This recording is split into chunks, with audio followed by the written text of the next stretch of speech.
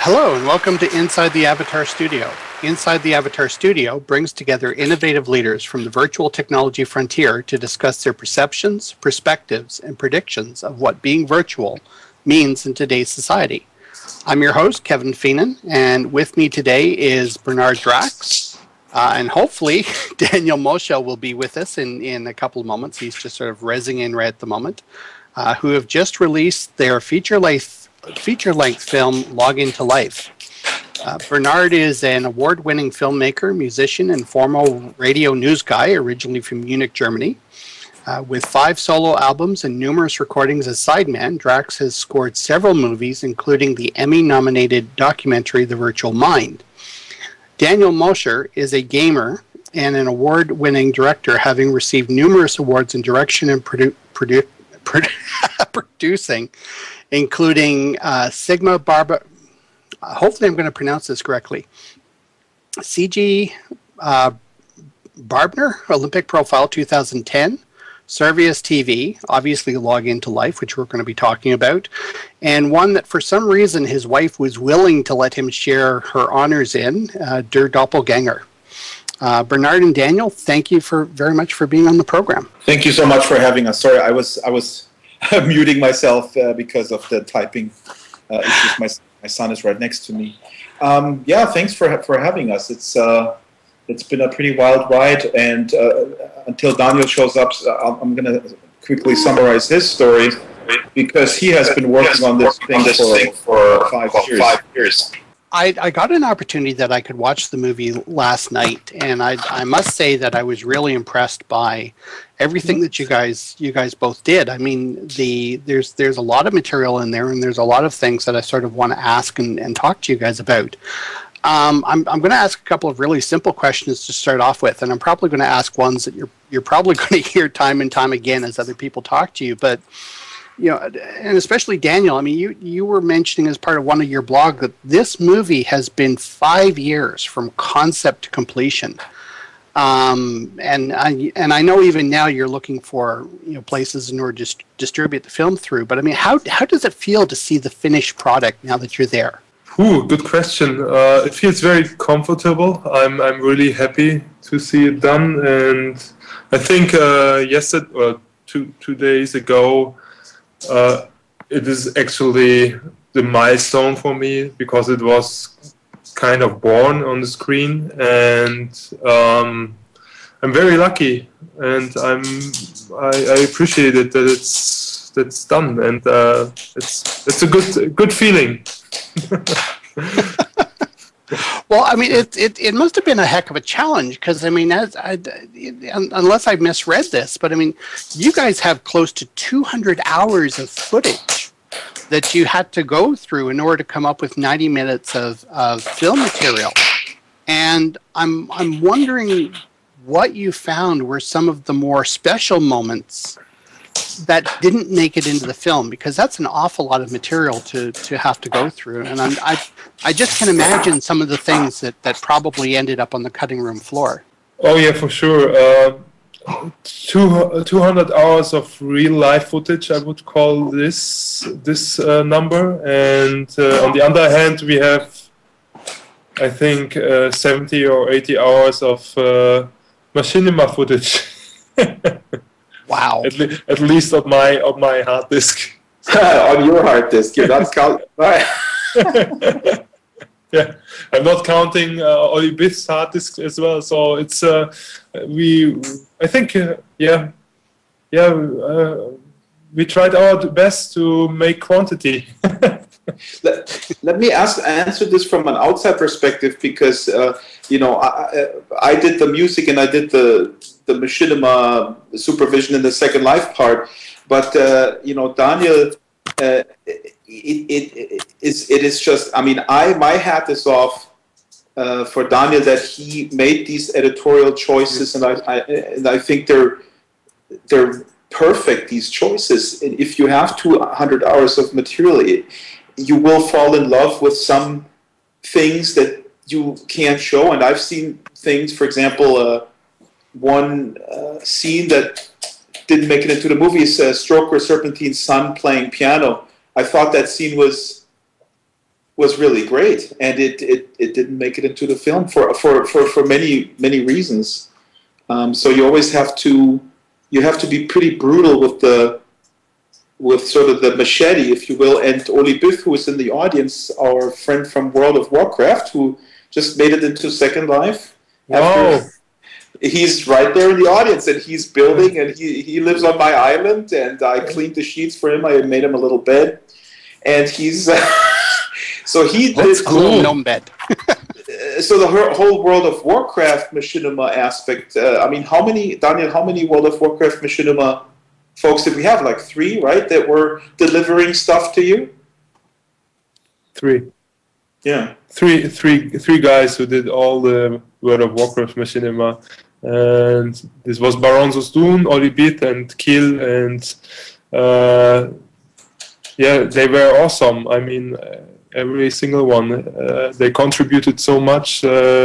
Also, like you and Jana, and this was an awesome feeling to gather all this great footage and this great. It was a nice process. I loved this process. This half year of machinimating, it was great. And I want to add something. I want to add that we had also a wonderful editor in our team. Her name is Karin Hammer, and she's from Austria here, lives next to me. And if I wouldn't have her in the boat, I think I would still sit here and edit this documentary. So a lot of props to her.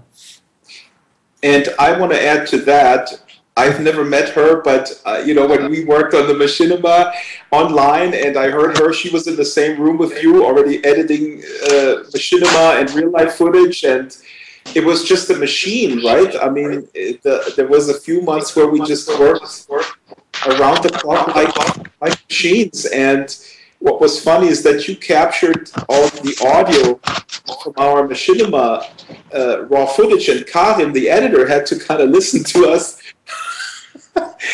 We were talking we were filming machinima, we were talking all sorts of sometimes very nonsensical things, and she had to kind of edit that, and then later she dropped the audio. But we mastered all the challenges except for the time zone, and when it came to crunch time, it was difficult because some people had to work for others to deliver. So that means when I went to bed, or when I woke up in the morning at 5-6 a.m., there's already a whole bunch of messages from Daniel. Oh, you got to redo this, you got to redo that. And so he was waiting because it was already his evening, and his editor was waiting to get the stuff over there. So the time zone challenge is really something that even virtual worlds cannot sort of deal with. Did you find that there were certain things that sort of helped with that? Or? So we had people in Finland, in Germany, in the U.S., me in the U.S., and so the core team, was on 3 continents, and we used everything in the toolbox. We used Dropbox to share files, and we're talking now about post-production and machinima specifically, which the most challenging part about the machinima actually was that we had to reshoot scenes with the main protagonists, Gentle Heron, who is here, and Stroker Serpentine, and J9 Scarborough. So just because of technical issues, and we looked at the material, and then it wasn't good enough, so we had to reshoot it.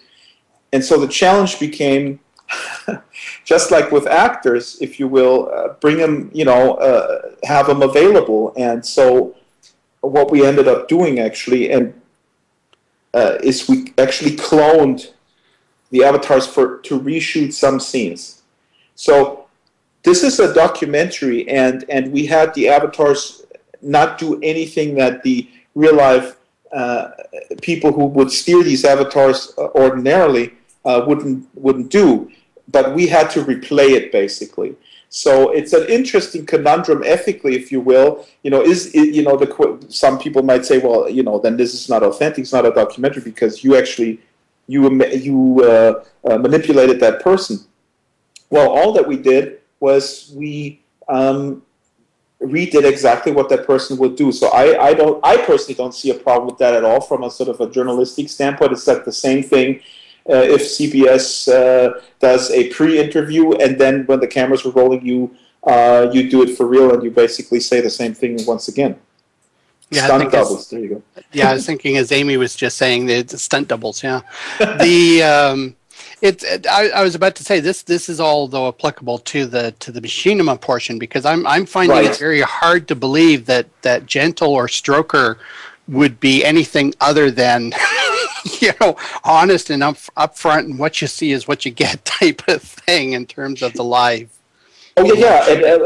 But what was interesting is, first of all, and Daniel, unfortunately, we have these issues. But Daniel has said in other interviews that the challenge really is people are very guarded with their privacy, and Gentle also said that to a German newspaper that it is very hard to establish this trust, and Daniel managed to establish the trust with our protagonists. So they shared a lot for the camera and for a global audience. But it was another step to give up their avatars. I mean, even if it only was a clone, but isn't that interesting? I mean, this opens a whole new bunch of questions, about identity and so on and so forth.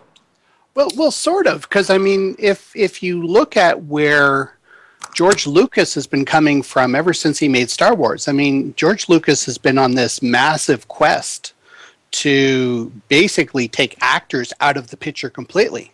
Yeah. He's on record as saying, his ideal film wouldn't involve any actors. They would all be CG, right? Believe me, as a machinima maker, and Oli Biff probably would say the same thing. We would sometimes love to do that. Actors are so difficult. Nah, I can't believe that. Not in terms of the folks that you guys had there. Okay, Daniel's just popped back in, so hopefully we'll get some of the sound issues with him sort of sorted away, which would be awesome. One of the things that I really wanted to ask you, because when I was watching the film, one of the things that I didn't quite get the sense when the film first started off in terms of what was the connection between a lot of these people that you had in the film. Because, I mean, to be quite honest, I mean, there's a real dichotomy between having Gentle Huron up first and then contrasting her with Stroker. I mean, you can't. I mean, I love them both, but I tell you something. I mean, this is about as polar opposite as you could possibly get, and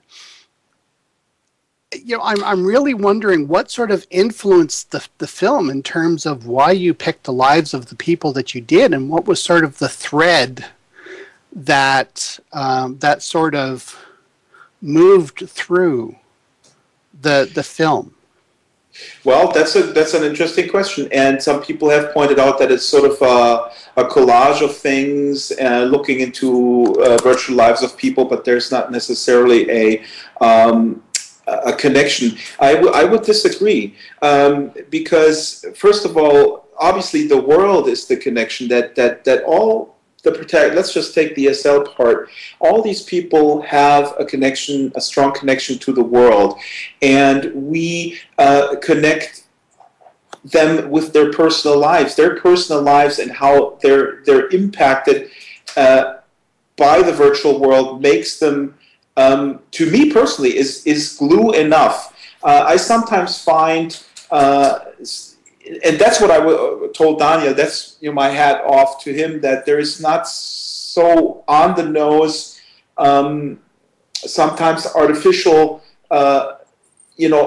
connections and interaction. Granted, there is not a lot of interaction between Gentle and Stroker, but I think their connection is because they're both so passionate about the environment, and all they do is to use the environment of Second Life to to fulfill their potential.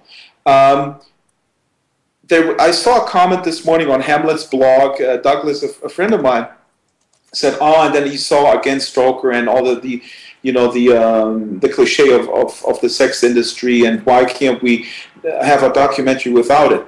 I have to strongly disagree with him, because the movie is exactly the opposite. It does not exploit that for the gains of sort of a short-term sort of tabloidy style, and that's because Daniel, the style that he demanded also of us, also musically and with all these elements. The sex industry is a strong industry in Second Life. It is ridiculous to deny that, but we don't focus on it as sort of this seedy thing. It's just a business with which Stroker happens to feed his family, and that's the emphasis here. Well, it's interesting to see some of the dynamic, especially between Stroker and his wife on camera, because at some points in the film, the relationship between the two of them, it seems like they're absolutely okay with this, and then other points in the film, it's sort of like it's like, boy, you're sleeping on the couch for the next week. Exactly, and you know what? And that's and I'm going to speak for Daniel here, and that's one of the things where I told him during this whole process, I really congratulate him for not inserting any type of sort of, wagging finger or commentary here or some dramatic music or whatever. It is the life that we deal with in a family situation, even if we're not in the sex industry, okay? I slept on the couch a couple of times, and I don't have a virtual wife. So, this is the emphasis is on lives. And here, Daniel put in the chat, contrasts are important, and that's what I wanted to add, because to answer your question, you said, they're polar opposites. Yes. But life, the complexity of life and the complexity of societies is rich, because we have opposites and we have contrasts and we have different models of how we engineer, if you will, or how we sort of proceed through life. And that, I think, is really the gist of the film. When you contrast this now with Oli Biff, his connection in World of Warcraft is with Corey, our paralyzed friend from California, and they're also going into Second Life, and they connect in World of Warcraft before they go into Second Life with the gold farmer. So now, anybody who hasn't seen the film, this sounds incredibly complicated, but it really isn't.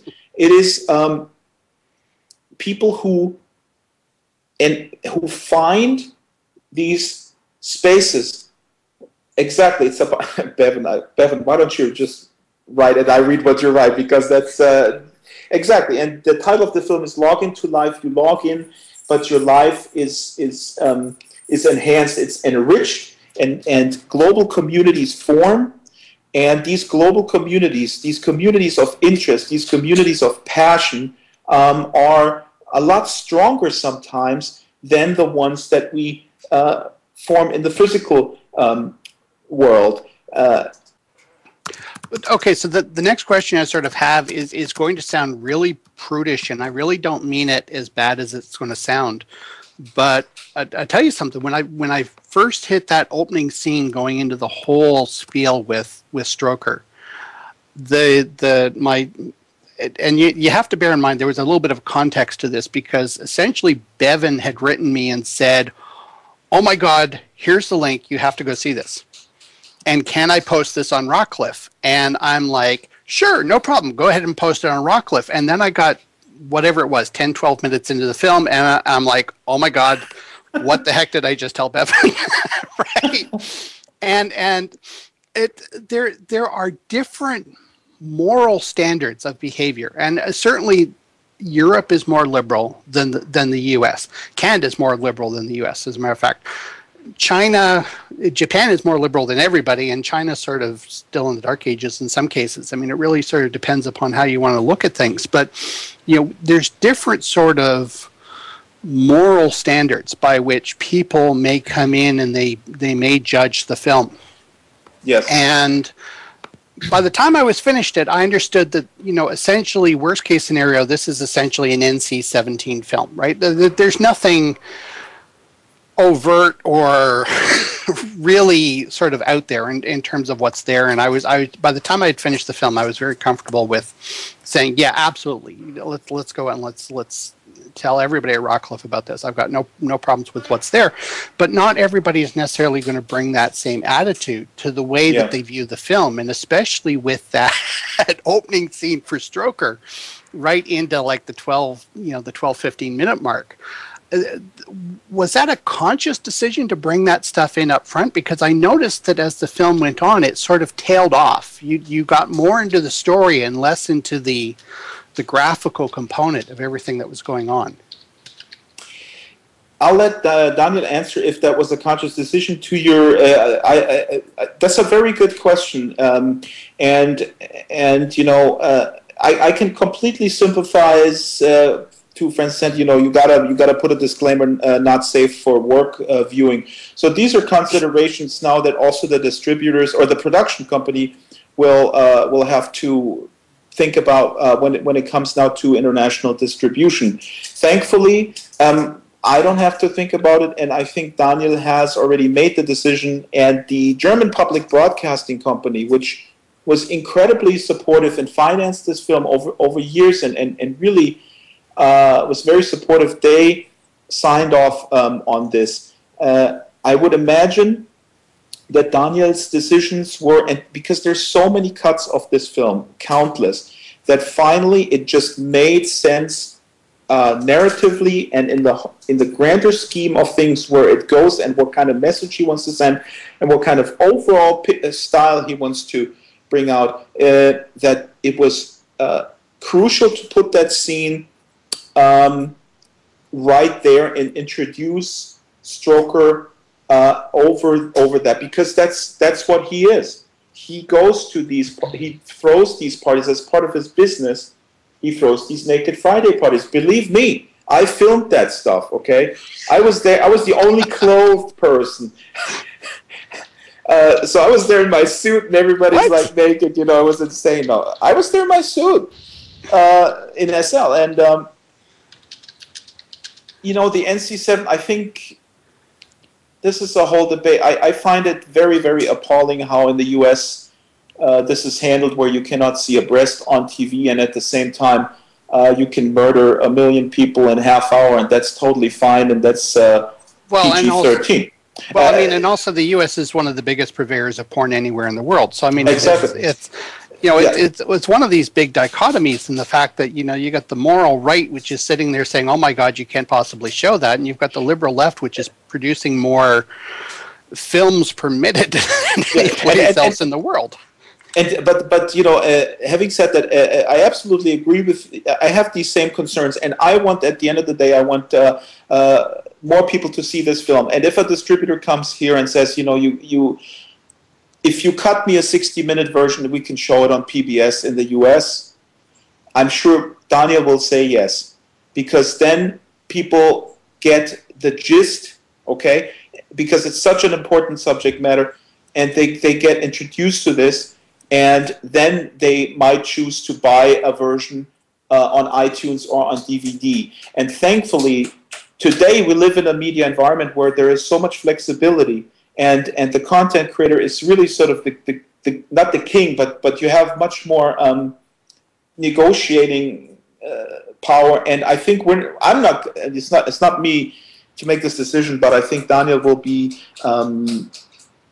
able to negotiate this and will totally sign off on a version that cuts a lot of the graphic material. Well, to a large extent, I don't really, like, after having seen the film, I don't necessarily feel that you need to. I mean, I certainly see, having seen the whole film in its entirety, I certainly see where it sort of adds to the story that's trying to be told, and certainly, there's nothing worse being shown on there than you'll ever see on HBO. So, but it was just. But what I'm saying is, you're absolutely right. I just want to make very clear that we're not we're aware of this, and we're not going to be, or Daniel, I'm sure it's not going to be stubborn, I'm the artist and this is my film, take it or leave it. That would be pretty stupid, especially when you now have so many abilities to cross-distribute, to hybrid distribute, put stuff online, have 10,000 different versions, one for PBS, but people can still get it on iTunes or whatnot. Of course, if there are any, if there are any barriers because of one or two scenes, I put them away, or I put a bigger mask onto it or something like that, so then we don't have this problem anymore. I hope this will solve the problem. What do you think? Well, I don't, like I said, I don't really see it as being a problem. It was just, it was the context of sort of what had happened in terms of, sort of Bevan sort of asking me one question and me saying, yeah, no problem, let's do this. And then all of a sudden, then I saw that scene come up, and I'm sort of like, oh shoot, if we're going to do this, we got to add a little bit more to it than just, by the way, go see the film. But but you also asked, let me rephrase this for Danya, because you asked a very good question. Your question also was that the scene of the party, right, with the metal music, does it come right there and it kind of hits you in the face, and all of a sudden, it's pretty calm, and then all of a sudden there's tons of naked people dancing around, right? You were also kind of talking about the placement, I guess. There was two creative aspects to it that I was kind of interested in. One was certainly the placement, because if I look at it, I sort of see it as sort of like a graph in my head, and if I look at it, it's sort of like you've got this big scene up front, and then it's sort of like, okay, we've hit the shock value, and now we can actually get into telling the rest of the story. And to a certain extent, I sort of like that from my point of view, because it was sort of like, okay, something, there's nothing else coming up in the film later that's sort of going to trump that. Now I can focus really on the story of what's trying to be told. So I was kind of interested in the placement on that. And then the other piece to it that I was interested in was the relationship between how you saw the difference, because being virtual, we deal with people from around the world. How do you see the differences in terms of moral dynamics as different social communities are going to be watching this film? And was there any portion of that sort of influenced your decision in terms of what scenes were included and which ones weren't? If I try to answer this, okay, Drax? Actually, as a filmmaker, you can't keep in mind everything what you are mentioning, because if I would think about others, how they could recept the film, I would become crazy, I guess. And you always do the things as a I don't know, as a creative person, what you think works for you, and it has something with dynamic. It has something to do with dynamic. How if your decisions are always. It's your personal feeling, how you feel about it. How would you like to be led through the film? And this is the question I ask myself, and I don't have anything else to to relate to, or to my confidence is just me in doing this. And then you make the decisions, and then again, I had a wonderful editor who suggested some scenes and suggested the kind of sequence of the scenes, and this was always, I was always astonished what she brings into the light. So I hope I could answer part of your question with that.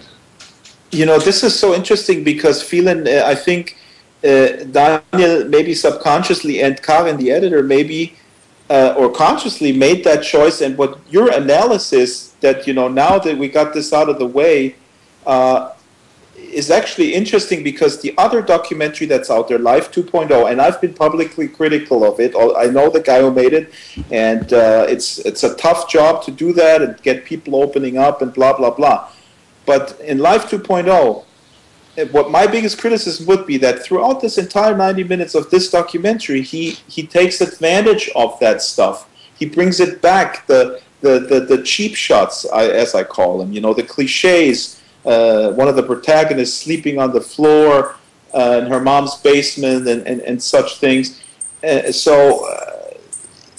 Yeah, I mean, I think our film is just so different in tone, intentionally so, to let people make their own judgments about it.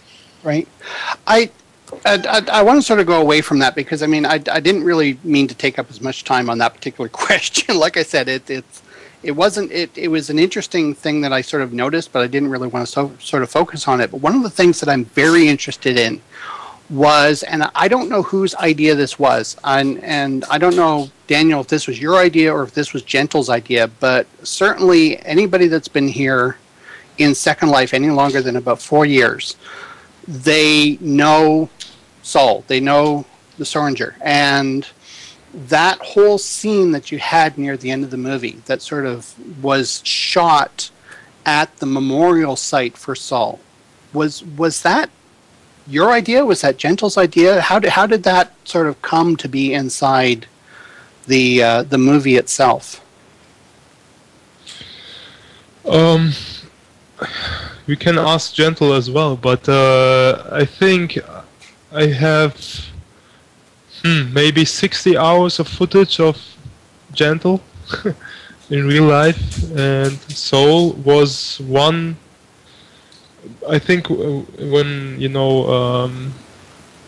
watching all the footage and checking it, this was one of the most impressive chapters, and so we decided,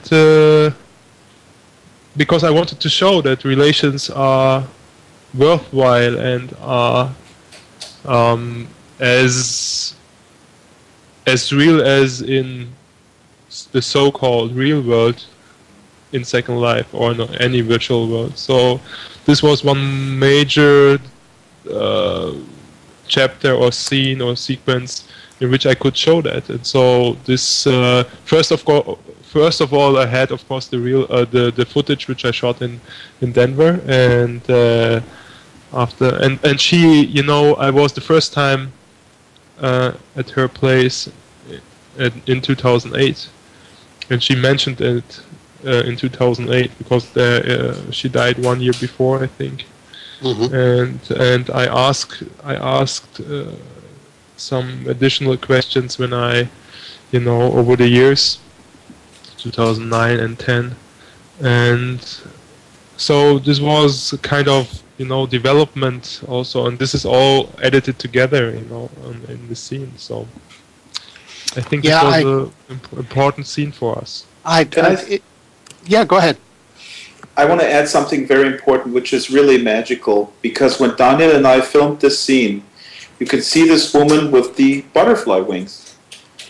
And we filmed, and when we filmed, an avatar came on the scene with butterfly wings, and we were filming, we don't have names, we don't have the names, so I didn't know who it was. And we filmed, and then we had the footage, and we looked at the footage of Gentle there, and there is a woman coming on with butterfly wings and then walking away again. And I said, wow, who was that? And so, well, I don't have names. We don't have names, so we had no idea who that was. But so it was really, really magical. We staged the scene afterwards, but this happened for real when we filmed it. Yeah. So make of it what you want. Yeah, it would just. I found it very interesting because, like I said, anybody that's been in here for a while knows of the Soranger, and hopefully I'm pronouncing her name right. I keep not quite getting it right, but I mean, she was so influential for a lot of people's lives, and I can understand why Gentle sort of likes to go over there and meditate, because it is a very peaceful place and what have you. But to me, that was an extremely powerful scene, just because of I know for myself, because of the connection that I know a lot of people have to what sold. Well, I mean, certainly, first of all, because it was Gentle. I mean, let's call a spade here. I mean, it's Gentle's got to be one of the most wonderful, incredible people that I have ever met inside Second Life.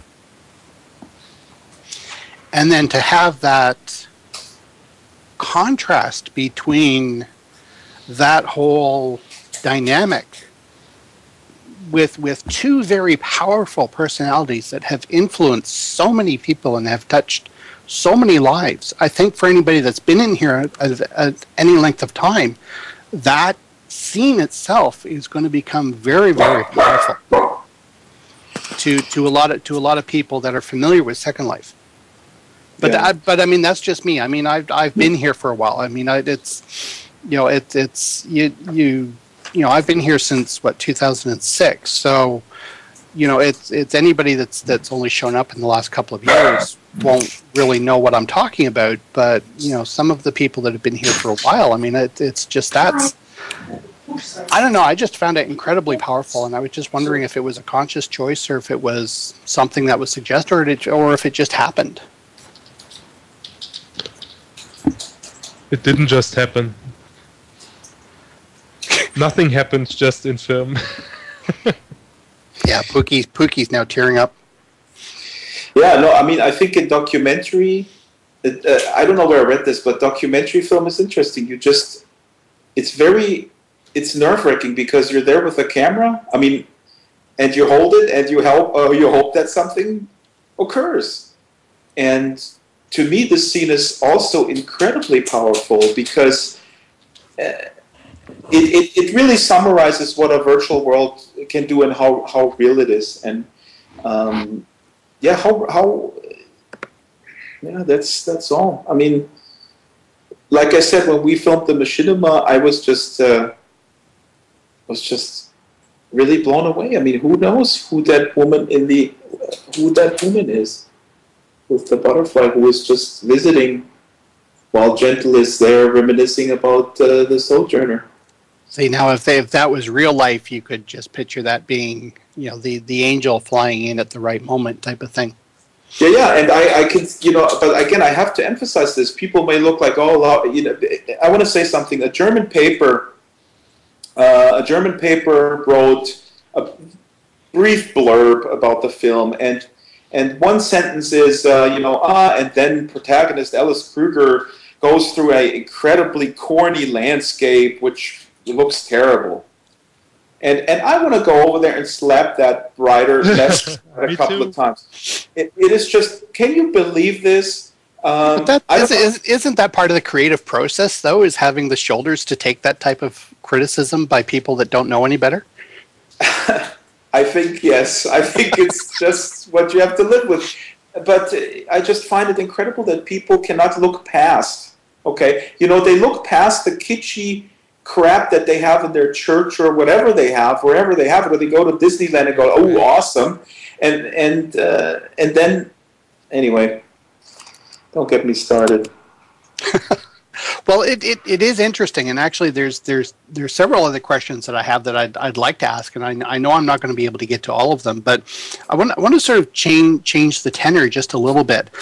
In terms of this whole idea of working between mixed reality and virtual and machinima and the World of Warcraft stuff, I mean, there's and Draxtor, I mean, especially inside a lot of your stuff where you've got mixed reality and machinima, one of the things that I've noticed is that when you bring those things in, Second Life is very much a part of the story, but I'm wondering whether or not through this entire process, whether or not you found that there is a real benefit to using mixed live action and machinima as part of telling the story, independent of whether or not Second Life is part of that story or not, or World of Warcraft or whatever you're using for the machinima component. I mean, where does that sort of fit in the creative process as you're developing these projects that both you and Daniel have been doing over the years? Well, I would distinguish, first of all, with my stuff from the very beginning, what interested me the most. I mean, there's so many things, as you know. I mean, Second Life is just so fascinating. But I tried to focus on in the beginning, on how people. I always wanted to show how people sort of behind the scenes use it, and wanted to show the very strong connection, because that's how I feel, and that's how I felt. Now I still feel that there is this connection. That the virtual realm is basically an extension. And if I had $1 million and a Hollywood studio, I would probably do a lot of special effects, how you go inside the computer and blah blah blah. No, I don't know if I would. But the point is that this is, to me, sort of the message, the underlying message that sort of I try to bring home all the time. With Daniel's film, it's a different story, because it was from the very beginning, sort of, if you will, a traditional documentary, in the sense that it's it's just a 90-minute documentary film that looks at a phenomenon. Okay, so if you will, it's different. I start with the virtual world, and I sort of say, these people are actually real. So it's kind of an aside. It's important. I don't want to call it an aside, but I start with the virtual, and then mention, these guys are not non-player characters. These guys are real. While Daniel's film is very much rooted in the physical analog world, and it looks at the digital world as this phenomenon, that changes these people's lives. But like I said, to me, in my Machinima reportage, this is sort of the running thread. I mean, I would love to do a whole bunch of things, but this is sort of, now I'm sort of known for this stuff, and I enjoy it, so I'm just gonna keep doing it. Right. I mean, for Daniel, and hopefully Daniel can hear me here, but Daniel, was this your first entry into mixed reality and Machinima, or? Yes, actually, yes. I didn't do a lot of Machinima work before. Actually, nothing. And Draxtor showed me. He taught me how to do the technical stuff, and he was always my mentor here. But I'm already in contact with him. I think since we know each other since 3 or 4 years already, and he always was one of the. I think he was the best co-worker I worked on that with, because he's working already so long on this, and he helped me also in the concept phase. When I asked him, I asked him for his opinion. What do you think? Do you think this is cool if we put this character into the movie? And he was always there with his ear, and he gave his opinion towards that. And so I appreciate his work and everything what he contributed to this film.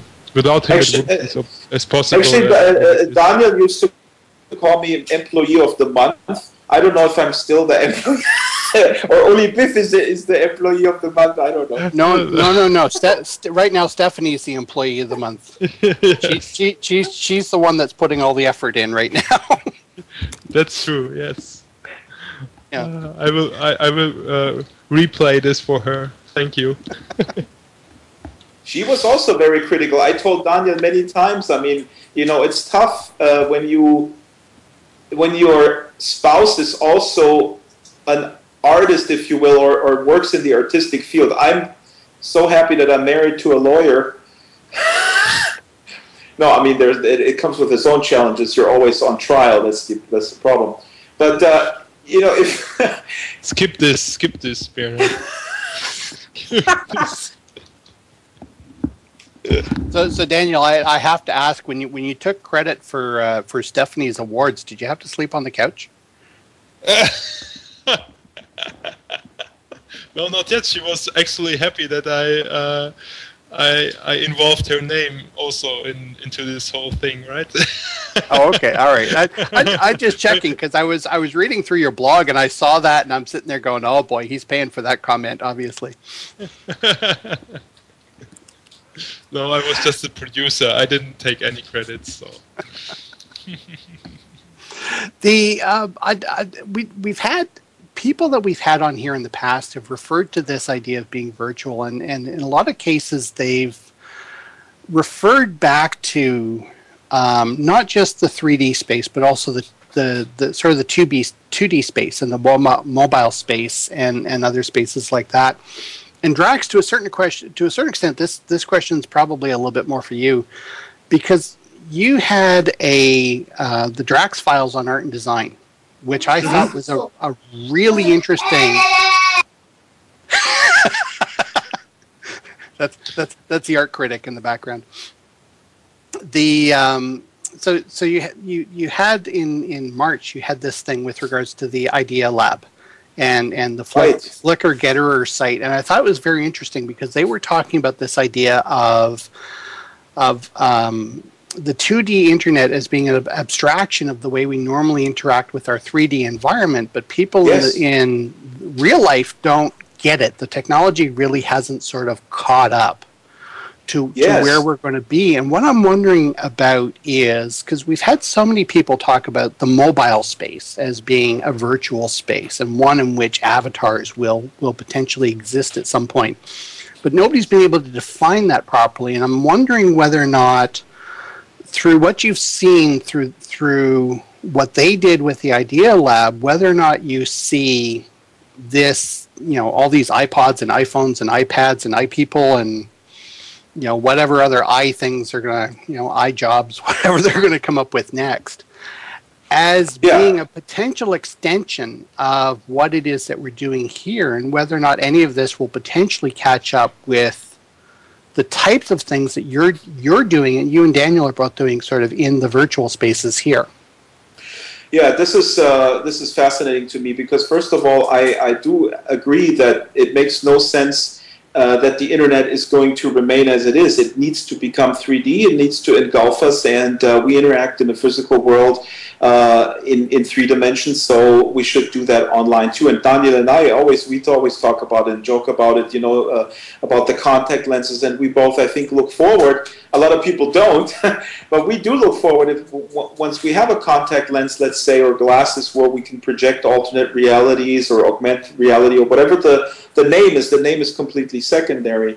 Or if it's holograms, or we interact with the Kinect or other interfaces rather than sitting there and the mouse. The mobile space right now, is very interesting, but it's not immersive at all. So the immersive power of something like Second Life is still sort of, frankly, unparalleled in my opinion. And what I don't understand is, this may not answer your question, but a lot of people are intensely scared. And I think we all have this when we talk to people outside of Second Life. They're very scared of this, as if the Matrix is coming and the machines are taking over. But of course, nothing could be further from the truth. Oh, I don't know. I've seen that gnome in Darlaran that's selling all the recipes that Oblabeth is talking about, and the. Well, just steer clear of the gnomes. That may scare a few people off. Well, basically, I think people are not ready in their minds. They haven't caught up with what is possible, and there's a lot of fear and misunderstanding. And by the way, I hope the film will clarify a lot of that. But interacting in everyday life with mobile, I can only see that what I really want to see are glasses or contact lenses that connect with the internet and project information on it, if it's virtual or augmented. The most interesting stuff that's happening in that space is actually what my friend Noni de la Peña is doing, and her friends. She's doing the Hunger Project. And she did the virtual Guantanamo project. These are things where you have goggles, and the goggles bring you into the world. Of course, these goggles are very clunky, but that'll change. Right now, I have an iPhone, of course, and apps are fun, but it's a distraction mainly. It's nothing interesting. So it's interesting that you raise that, because I mean, certainly through other video blogs that you've done, I mean, so another one which was on the, and I've forgotten the name of it, but it's basically Always in Season Island. That's right. Right, where they're talking about. You had this quote at the end of it from Martin Luther King, and I don't have the exact quote here, but I mean, do you feel that virtual worlds have the ability to influence good people to break their silence over major social issues? And it almost sounds as if you're sort of on the fence with regards to whether that's possible or not. Yeah, that's a very good question. And the Always in Season project is a as yet unfunded documentary film project. They're looking for funding. And there's tons of footage already. My friend Jackie has interviewing former descendants of slaves and unbelievable footage. There's some money, but there's not enough money to finish this documentary. And the Second Life experience is basically to be designed as a sort of a role-playing experience where you can play a bystander, you can play an active participant, or you can play a victim, and it would examine the roles. And how is it possible that in the 30s, 10,000 people were standing there while somebody was lynched, and people were sending postcards. And so this is the experiment that we designed for SL. Like I said, it's not there's no funding to do this right now. But yes, I am a little bit on the fence. I think, just like the internet itself, Second Life amplifies what's already there, and I'm a frustrated idealist. Let's put it that way. If I see the Republican debates and I see these clowns, I don't want to get political, but when they say stuff, when they applaud executions and they applaud basically, if you don't have a job, you're lazy and that kind of stuff, I lose hope in humanity. I got to be honest with you. Yeah, I think Second Life has a lot of potential, but ultimately it amplifies what's there. I'm not sure if it can change anybody. Yeah. Okay, we're actually going to have to wrap up in about one to 2 minutes here, but I've got my Pookie's got her thing that she says at the end of her show, and I've got the thing. I've got my own little question that I sort of pose, and this is both Drax to you and Daniel. If you had a crystal ball, what do you think the impacts of virtual worlds will be on society in 5 to 10 years in the future? Okay, let me get this real quick. So when I see my son interact, and my son recently designed an avatar. You can buy it on Marketplace. It's totally awesome. It's a collaboration with a team in Prague.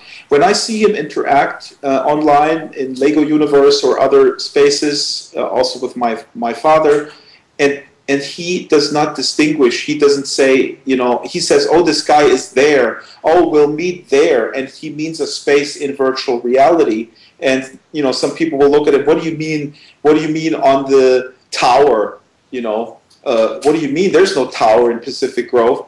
He means in the virtual space. So I think that this generation, it will just not have a problem to distinguish that it's about the experience, and and that's really powerful. So it will have a huge impact because these kids will create communities, and they will. It's globalization, basically, in good and bad. But the kids will not have a problem, as we have, to distinguish between these realities, and they will navigate those networks seamlessly with like a skateboard, just skating and floating. That's my answer. Yeah. Daniel? Shall I add something? Okay. Yeah, please. Where do you? Okay. I think just in short, I think it takes 15 years, but then we have this phenomenon number of Facebook, like 800 million users, and I think I don't know if it will call Second Life or Facebook 3D or something like that, but at least then almost everybody who lives in the first world will have an AV. It's like Snow Crash. I think I wouldn't do the film if I wouldn't believe in Snow Crash too. Yes. That's my answer. Snow Crash minus the terrible privatization stuff, but absolutely. And I just hope it's not going to be Facebook 3D, because I think the fact that here you can be who you want to be, and your name, it doesn't squeeze you into this box that Facebook does, is so liberating. So that's what I hope. I would add to that Second Life has the secret sauce, but they don't. I mean, Lab has it, and I'm not sure that they know it though. That's the problem. Probably, but listen, I need to sort of wrap it up here. So Bernhard and Daniel, I mean, that's all the time we have available for the broadcast show today. I would like to invite you, however, to stay for an after show wrap up, because I'm quite sure we got lots of people in the audience, and I'm probably quite sure they've got lots of questions for you guys, as in addition to myself. It's been wonderful having you on the show, and I'm looking forward to good things to come from both of you. Thank you so much. Yeah. Thank you. Okay. Guys, catch the film until Sunday. It's going to be offline for a few months.